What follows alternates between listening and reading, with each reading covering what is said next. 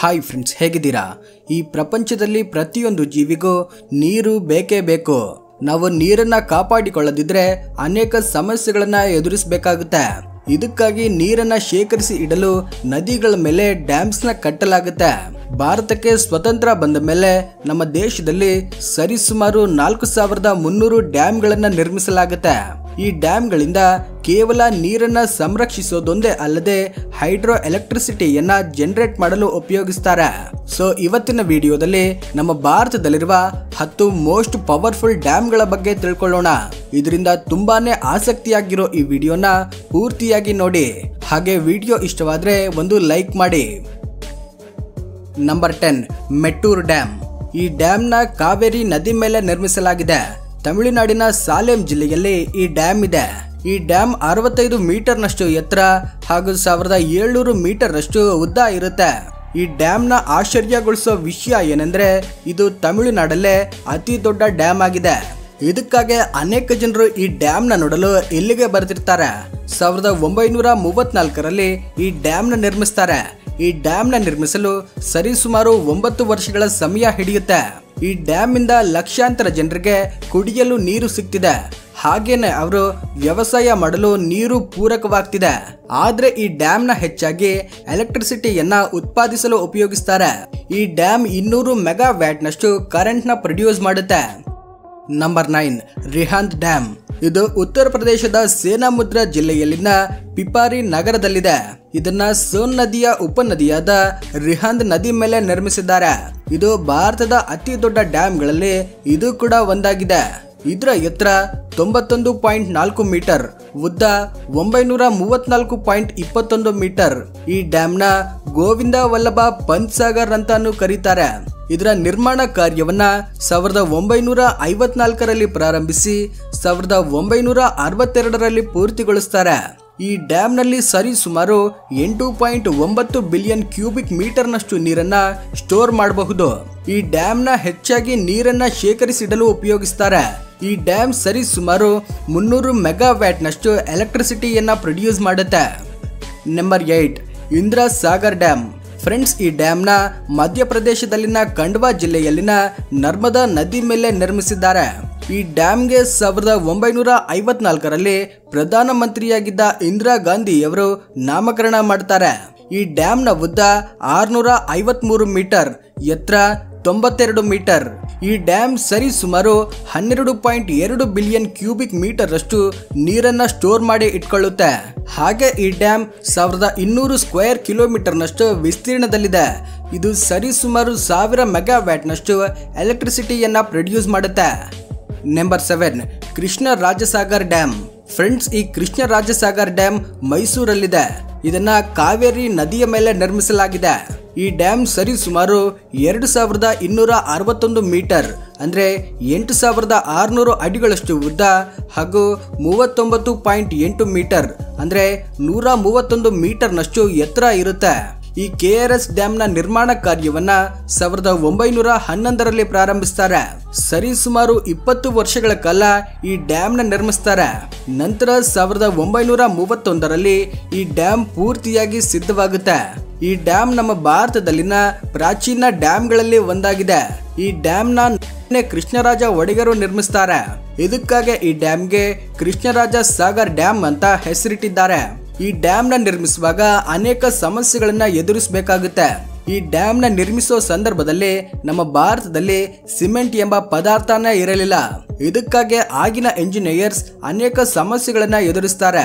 ಆದ್ರೆ sir M ವಿಶ್ವೇಶ್ವರಯ್ಯನವರು ಹಿಂದೆಟು ಹಾಕದೆ ತಮ್ಮ ತಂಡದೊಂದಿಗೆ ಸೇರಿ ಮಾಲ್ಟಾ ಅಂದ್ರೆ ಸುರ್ಕಿ ಅನ್ನೋ ಒಂದು ಹೊಸ ಪದಾರ್ಥವನ್ನ ಕಂಡು ಹಿಡಿತಾರೆ.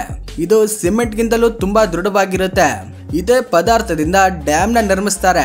ಆ ಸಮಯದಲ್ಲಿ ಇದು ಏಷ್ಯಾದಲ್ಲೇ ಅತಿ ದೊಡ್ಡ ಡ್ಯಾಮ್ ಆಗಿತ್ತು. ಈ ಡ್ಯಾಮ್ನ ನಿರ್ಮಿಸ್ತಿರುವಾಗ ಸರಿಸುಮಾರು 10,000 ಜನರು ತಮ್ಮ ಮನೆಗಳನ್ನ ತೊರೆದು ಹೋಗಬೇಕಾಗುತ್ತೆ. ಆದ್ರೆ ಆಮೇಲೆ ಅವರಿಗೆ ಬೇರೆ ಪ್ರದೇಶದಲ್ಲಿ ಭೂಮಿಯನ್ನ ಕೊಡಲಾಗುತ್ತೆ. ಈ ಡ್ಯಾಮ್ ನಿಂದ ಭಾರಿ ಪ್ರಮಾಣದ ಎಲೆಕ್ಟ್ರಿಸಿಟಿಯನ್ನ ಜನರೇಟ್ ಮಾಡಲಾಗುತ್ತೆ. ಪ್ರತಿ ವರ್ಷ ಲಕ್ಷಗಳಷ್ಟು ಪ್ರವಾಸಿಗರು ಈ ಡ್ಯಾಮ್ ನ ನೋಡಲು ಬರ್ತಾರೆ. ಈ ಡ್ಯಾಮ್ ಸರಿ ಸುಮಾರು 10,619 ಸ್ಕ್ವೇರ್ ಕಿಲೋಮೀಟರ್ನಷ್ಟು ವಿಸ್ತೀರ್ಣದಲ್ಲಿದೆ.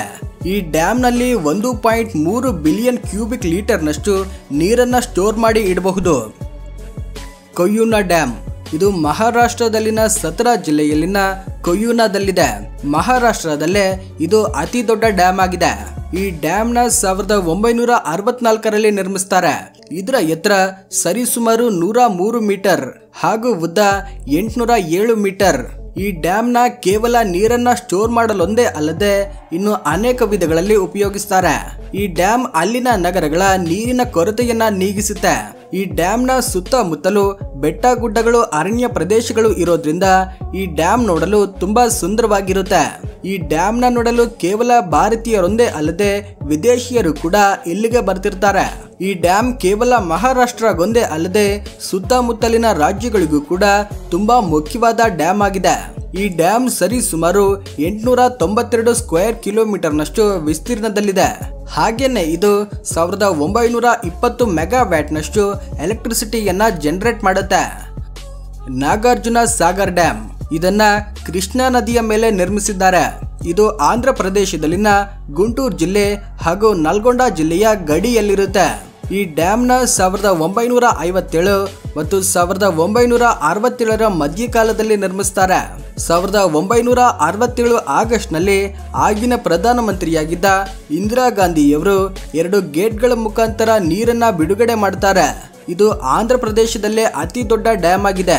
ಇದರ ಎತ್ತರ 124 ಮೀಟರ್, ಉದ್ದ 1550 ಮೀಟರ್. ಈ ಡ್ಯಾಮ್ ನಲ್ಲಿ 26 ಗೇಟ್ಸ್ ಗಳಿರ್ತವೆ. ಈ ಡ್ಯಾಮ್ ಅಲ್ಲಿ ಸರಿ ಸುಮಾರು 11,472 ಮಿಲಿಯನ್ ಕ್ಯೂಬಿಕ್ ಲೀಟರ್ ನಷ್ಟು ನೀರು ಸ್ಟೋರ್ ಆಗಿರುತ್ತೆ. ಈ ವಿಶ್ವದಲ್ಲೇ ಕಲ್ಲಿನಿಂದ ಕಟ್ಟಿದ ಅತಿ ದೊಡ್ಡ ಡ್ಯಾಮ್ ಇದೇ ಆಗಿದೆ. ಈ ಡ್ಯಾಮ್ ಸರಿ ಸುಮಾರು 815.6 ಮೆಗಾವ್ಯಾಟ್ ನಷ್ಟು ಕರೆಂಟ್ ನ ಉತ್ಪತ್ತಿ ಮಾಡುತ್ತೆ. ಇದು 3,568 ಸ್ಕ್ವೇರ್ ಕಿಲೋಮೀಟರ್ ನಷ್ಟು ವಿಸ್ತೀರ್ಣದಲ್ಲಿರುತ್ತೆ. Number 4 Hirakud dam. Friends, Hirakud dam ನ ಒರಿಸ್ಸಾ ರಾಜ್ಯದಲ್ಲಿನ ಮಹಾನದಿ ಮೇಲೆ ನಿರ್ಮಿಸಿದ್ದಾರೆ. ಇದು ಸಂಬಲ್ಪುರ್ ಜಿಲ್ಲೆಯಿಂದ 15 ಕಿಲೋಮೀಟರ್ ನಷ್ಟು ದೂರದಲ್ಲಿರುತ್ತೆ. ಇದರ ಉದ್ದ 4.8 ಕಿಲೋಮೀಟರ್, ಎತ್ತರ 60.96 ಮೀಟರ್. ಈ ಡ್ಯಾಮ್ ಹತ್ರ 2 ಅಬ್ಸರ್ವೇಷನ್ ಟವರ್ಸ್ ನ ನಿರ್ಮಿಸಿದ್ದಾರೆ. ಇಲ್ಲಿಗೆ ಚಳಿಗಾಲದಲ್ಲಿ ತುಂಬಾ ಸುಂದರವಾದ ಪಕ್ಷಿಗಳು ವಲಸೆ ಬರ್ತವೆ. ಅವುಗಳನ್ನ ನೋಡಲು ಅನೇಕ ಪ್ರವಾಸಿಗರು ಇಲ್ಲಿಗೆ ಬರ್ತಾರೆ. ಈ ಡ್ಯಾಮ್ ನ ನಿರ್ಮಿಸೋ ಸಂದರ್ಭದಲ್ಲಿ ಹಲವಾರು ಪುರಾತನ ಮಂದಿರಗಳು ಹೊರಬೀಳ್ತವೆ. ಅವು ಕೇವಲ ಬೇಸಿಗೆ ಕಾಲದಲ್ಲಿ ಮಾತ್ರ ಕಾಣಿಸ್ತವೆ. ಈ ಡ್ಯಾಮ್ ವಿಶ್ವದ ಅತಿ ಉದ್ದವಾದ ಡ್ಯಾಮ್ಗಳಲ್ಲಿ ಒಂದಾಗಿದೆ. ಇದರಲ್ಲಿ ಸರಿ ಸುಮಾರು 5.9 ಬಿಲಿಯನ್ ಕ್ಯೂಬಿಕ್ ಮೀಟರ್ ನಷ್ಟು ನೀರನ್ನ ಶೇಖರಿಸಿ ಇಡಬಹುದು. ಹಾಗೇನೆ ಇದು 307.5 ಮೆಗಾವ್ಯಾಟ್ ನಷ್ಟು ಕರೆಂಟ್ ನ ಉತ್ಪತ್ತಿ ಮಾಡುತ್ತೆ. ಸರ್ದಾರ್ ಸರೋವರ್ ಡ್ಯಾಮ್. ಈ ಡ್ಯಾಮ್ ನ ನರ್ಮದಾ ಡ್ಯಾಮ್ ಅಂತಾನು ಕರೀತಾರೆ. ಇದನ್ನ ಗುಜರಾತ್ ಅಲ್ಲಿ ನರ್ಮದಾ ನದಿ ಮೇಲೆ ನಿರ್ಮಿಸಲಾಗಿದೆ. ಈ ಡ್ಯಾಮ್ ಇಂದ ಬರ ಪ್ರದೇಶಗಳಿಗೂ ಕೂಡ ತುಂಬಾ ಸುಲಭವಾಗಿ ನೀರನ್ನ ಸರಬರಾಜು ಮಾಡಬಹುದು. ನಮ್ಮ ಭಾರತದ ಮೊದಲ ಉಪ ಪ್ರಧಾನಮಂತ್ರಿಯಾಗಿದ್ದ ಸರ್ದಾರ್ ವಲ್ಲಭಾಯಿ ಪಟೇಲರ ವಿಷನ್ ನ ಕಾರಣದಿಂದಾನೇ ಈ ಡ್ಯಾಮ್ ನ ನಿರ್ಮಿಸ್ತಾರೆ. ಈ ಡ್ಯಾಮ್ ನ ಭಾರತದ ಮೊದಲ ಪ್ರಧಾನಮಂತ್ರಿಯಾಗಿದ್ದ ಜವಾಹರ್ಲಾಲ್ ನೆಹರು ಅವರು 1961 ಆಗಸ್ಟ್ ತಿಂಗಳಲ್ಲಿ ಪ್ರಾರಂಭಿಸ್ತಾರೆ. ಈ ಡ್ಯಾಮ್ 1210 ಮೀಟರ್ ನಷ್ಟು ಉದ್ದ, 160 ಮೀಟರ್ ನಷ್ಟು ಎತ್ತರ ಇರುತ್ತೆ. ಇದರಲ್ಲಿ ಸರಿ ಸುಮಾರು 9.43 ಬಿಲಿಯನ್ ಕ್ಯೂಬಿಕ್ ಮೀಟರ್ ನಷ್ಟು ನೀರನ್ನ ಸ್ಟೋರ್ ಮಾಡಿ ಇಡಬಹುದು. ಈ ಡ್ಯಾಮ್ ಸರಿ ಸುಮಾರು 1400 ಮೆಗಾವ್ಯಾಟ್ ನಷ್ಟು ಕರೆಂಟ್ ನ ಉತ್ಪತ್ತಿ ಮಾಡುತ್ತೆ. Number 2 Bhakra Nangal dam. Friends, ಇದು ಭಾರತದಲ್ಲೇ 2ನೇ ಅತಿ ಎತ್ತರವಾದ ಡ್ಯಾಮ್ ಆಗಿದೆ. ಹಿಮಾಚಲ್ ಪ್ರದೇಶದಲ್ಲಿನ ಬಿಲಾಸ್ಪುರ್ ಜಿಲ್ಲೆಯಲ್ಲಿ ಸತ್ಲಜ್ ನದಿ ಮೇಲೆ ಈ ಡ್ಯಾಮ್ ನ ನಿರ್ಮಿಸಲಾಗಿದೆ.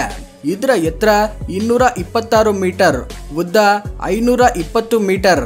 ಈ ಡ್ಯಾಮ್ ನ 2 ಬದಿಗೆ 10 ಎಲೆಕ್ಟ್ರಿಸಿಟಿ ಜನರೇಟರ್ಸ್ ಇರ್ತವೆ.